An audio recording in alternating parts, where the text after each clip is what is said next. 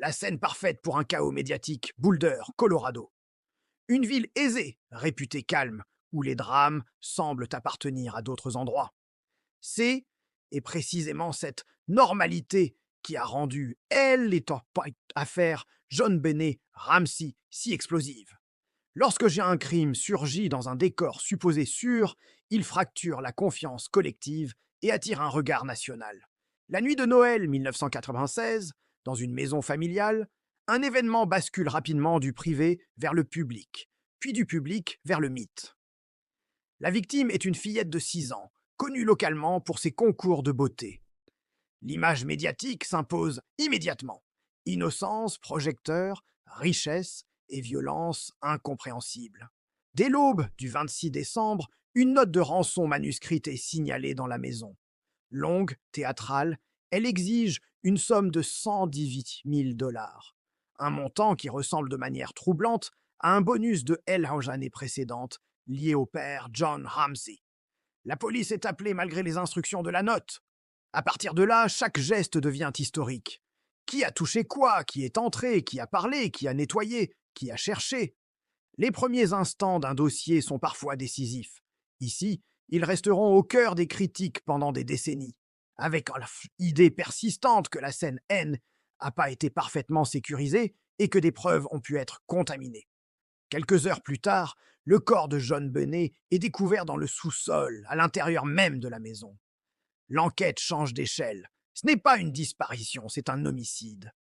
Mais le mal est déjà fait. La maison n'est plus seulement une scène de crime, c'est une scène sociale. Amis, proches, policiers, mouvements, appels, une circulation que les enquêteurs n'oublieront jamais et que la culture True Crime transformera en premier péché du dossier, le chaos initial. Ce qui rend l'affaire si durable, ce n'est pas seulement l'horreur, c'est la combinaison d'éléments contradictoires. Une note de rançon atypique, écrite sur place, selon les analyses, papier et stylo du domicile. L'absence de consensus sur une entrée par effraction, porte, fenêtre, hypothèse d'intrusion discutée. Et surtout, le fait qu'aucune version simple ne tient sans laisser des questions ouvertes. Très vite, deux récits s'affrontent et se figent, intrus contre membres de la famille. Et dans l'espace qui sépare ces deux récits, la vérité se dissout en hypothèses. Le public, lui, réclame une réponse immédiate. La police, elle, cherche une chaîne de preuves. La famille, elle, se retrouve enfermée dans une cage médiatique où chaque silence est suspect et chaque mot est disséqué. Le dossier John Benet devient alors plus qu'une enquête, un procès permanent de perception. La note de rançon, psychologie d'un texte qui ne devrait pas exister. La note de rançon de John Benet Ramsey n'est pas un détail. C'est une architecture entière construite en encre. 2 pages et demie environ, une longueur que le FBI aurait jugée très inhabituelle pour une note rédigée sur une scène de crime. Elle contient des consignes paradoxales des tonalités qui évoquent des dialogues de films et un mélange de menaces et de mise en scène qui donne elle cale impression de Charlie, un auteur jouant un rôle plutôt que un ravisseur cherchant une transaction. Psychologiquement, une note longue fait 2 choses. Elle meuble le temps et elle fabrique un univers. Si l'auteur est un intrus, il prend un risque énorme en restant dans la maison suffisamment longtemps pour écrire. Si l'auteur est un initié, la note devient un dispositif. Détourner l'attention, créer un scénario, orienter l'enquête vers l'extérieur. Mais même ce raisonnement est piégé, car l'affaire John Benet est précisément celle où chaque option possède un coût et une incohérence. Les éléments factuels, tels que résumés dans des sources grand public et institutionnelles, retiennent plusieurs points. La note semble avoir été écrite avec un bloc-notes et un stylo appartenant au foyer. Et un brouillon aurait existé. Chaque analyse graphologique a fait le champ objet de débats prolongés. Certains experts ont pointé des similitudes avec Patsy Ramsey, tandis que autres ont conclu qu'on ne pouvait pas l'identifier comme auteur. Et des procédures civiles ont cité des experts allant dans le sens d'une faible probabilité d'attribution certaine. Le montant demandé et certains détails suggèrent que l'auteur connaissait des informations internes. Mais la question la plus inquiétante n'est pas qui l'a écrite, C'est à quoi sert-elle vraiment? Dans une affaire classique de rançon, la note est un pont entre ravisseur et argent. Ici, ce pont ne mène nulle part. La victime est dans la maison. Le texte devient alors une énigme psychologique. Il existe une hypothèse froide. La note est un outil de contrôle narratif. Créer l'idée d'un groupe étranger, d'une opération organisée, d'une menace extérieure. Et quand ce récit est lâché dans l'air, il contamine tout. Les premiers policiers cherchent une disparition. Le père Sul-Ik, sous pression, participe aux recherches. Des zones ne sont pas fouillées immédiatement. La tension se déplace. Mais un autre angle existe, et si l'auteur, quel qu'il soit, voulait surtout provoquer, une note qui ressemble à du cinéma N n'est pas seulement un camouflage, c'est, et parfois une signature narcissique, un besoin d'être lu, commenté, cru. Les criminels qui aiment le contrôle aiment aussi le théâtre, parce que le théâtre leur permet de se sentir au-dessus, au-dessus de la police, au-dessus des parents, au-dessus du public. Dans ce dossier, la note N est pas seulement une pièce à conviction, est une machine à produire des camps. Ceux qui la lisent y voient un intrus. Ceux qui la lisent y voient une mise en scène familiale. Et elle, affaire bascule dans une guerre D, interprétation où la preuve physique doit lutter contre L, intuition. Enquête technique, une scène imparfaite, une preuve fragile, un dossier qui devient une montagne L. Enquête John Benet Ramsey était souvent citée comme un cas où les premières heures ont compté de manière disproportionnée. Les critiques sur la préservation de la scène, proche autorisé à se déplacer, pièce non verrouillée de façon stricte, contamination potentielle, ont été largement discutées dans les années suivantes et encore dans des documentaires récents. Mais la technique ne se résume pas à erreur. Elle décrit aussi le problème central, un homicide en intérieur sans témoin, avec des traces multiples et une pression médiatique écrasante. Les éléments médico-légaux publiquement rapportés indiquent un homicide impliquant strangulation associé à un traumatisme crânien. Ici, sans détailler, retenons l'essentiel. La cause de décès a nécessité une lecture combinée des blessures, ce qui a alimenté des débats sur la séquence des événements. Agression, déplacement, mise en scène possible. Ensuite vient le cœur moderne du dossier, l'ADN. Des profils d'ADN masculins non identifiés ont été signalés sur des vêtements de la victime. Cette donnée a servi de pivot à plusieurs positions officielles et contre-positions.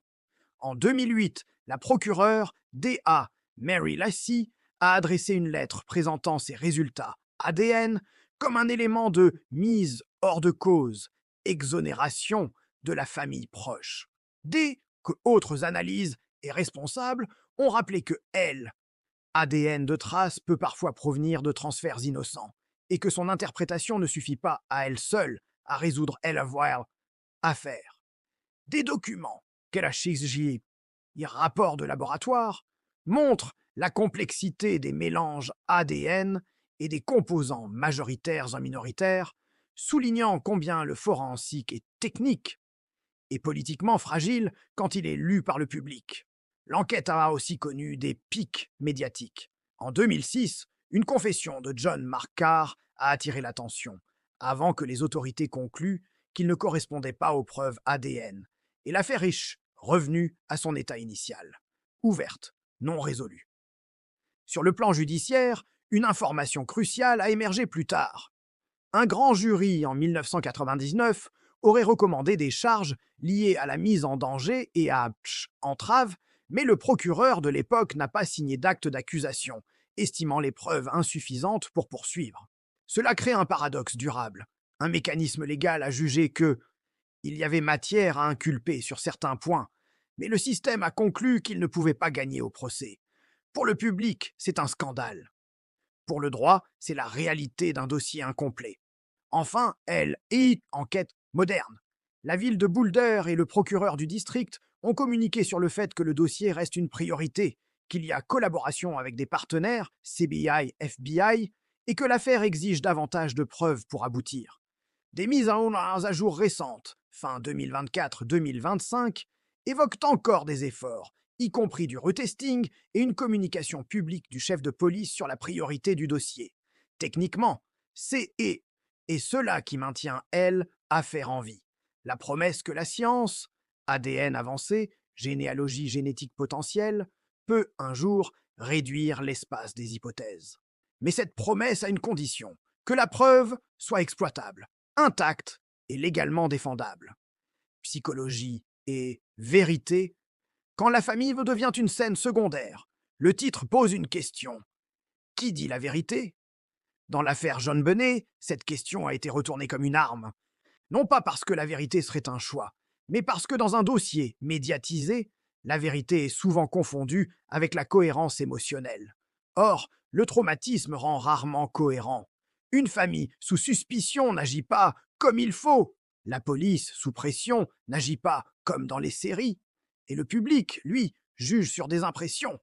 Les Ramsay ont été très tôt au centre des soupçons, en partie à cause de l'absence de preuves claires d'intrusion, de la note de rançon et de la logique interne du crime. Une enfant tuée dans sa maison sans qu'aucun voisin ne rapporte de lutte évidente. Mais la médiatisation a accéléré un phénomène psychologique connu, la scénarisation. Quand une affaire est incomprise, l'esprit humain crée des récits. Et plus le récit est cinématographique, plus il se propage. Le danger, ici, est double. L'enquête peut être noyée dans la guerre des théories. Les personnes vivantes, familles, témoins, enquêteurs, deviennent des personnages plutôt que des sujets réels.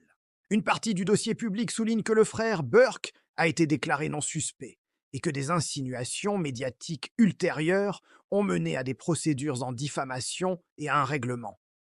Cette dimension est essentielle dès un point de vue éthique. Elle, espace true crime, adore attribuer. Le droit, lui, exige de prouver. Psychologiquement, il faut considérer 3 forces. Le deuil sous projecteur. Parler, c'est risquer l'erreur, se taire, c'est paraître coupable. La pression institutionnelle. La police veut fixer une théorie pour avancer. Mais une théorie trop tôt fixée peut aveugler. Le biais social, la richesse et l'image publique produisent une suspicion particulière. Ils cachent quelque chose, aussi bien qu'une défense. Ils sont trop visibles pour ça.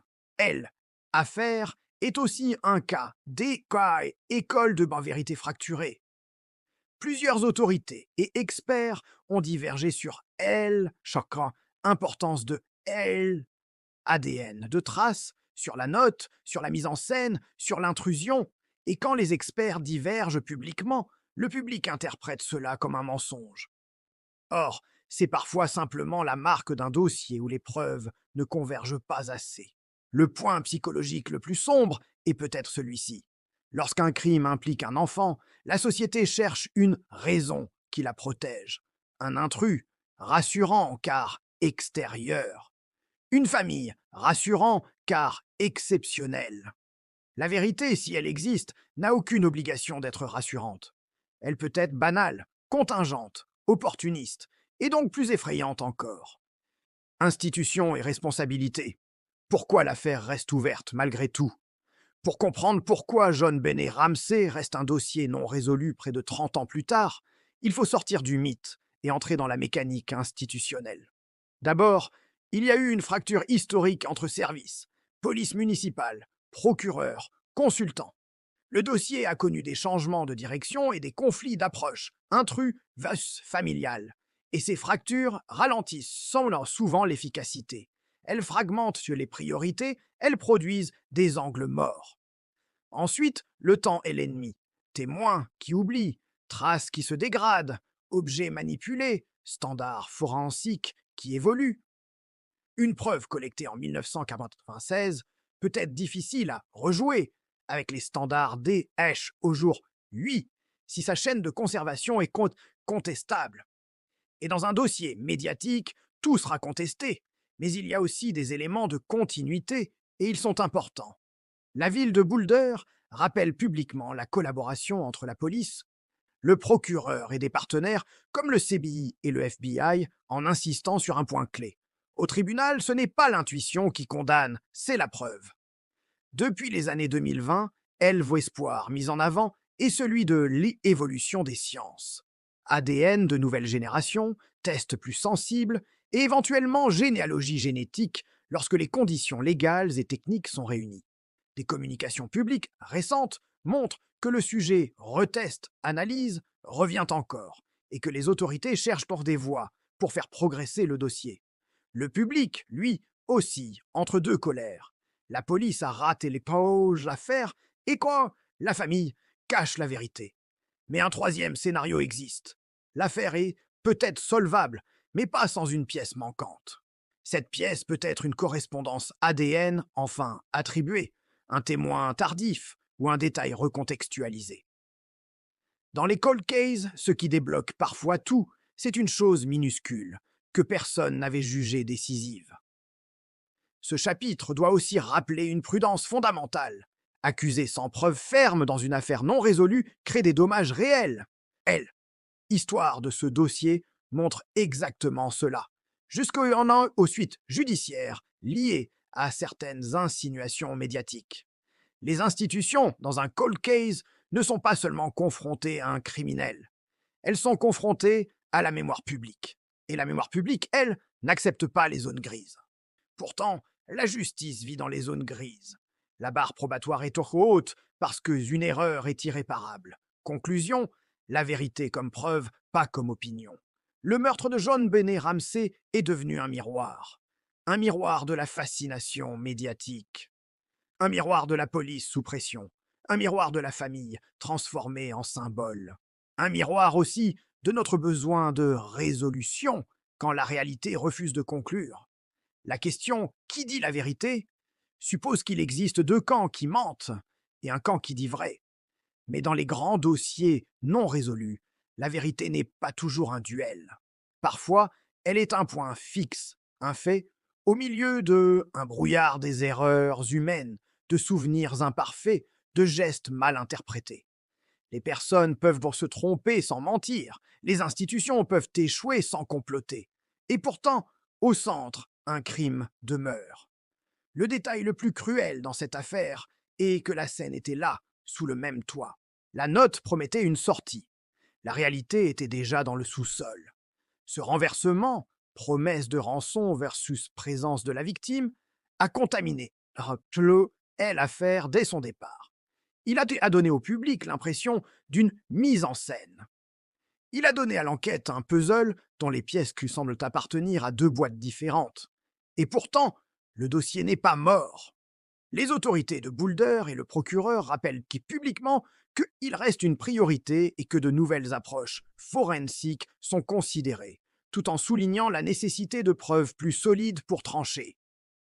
Clôture forte. John Benet Ramsey n'est pas seulement une affaire célèbre. Est une démonstration glaciale de ce que le crime fait aux sociétés modernes.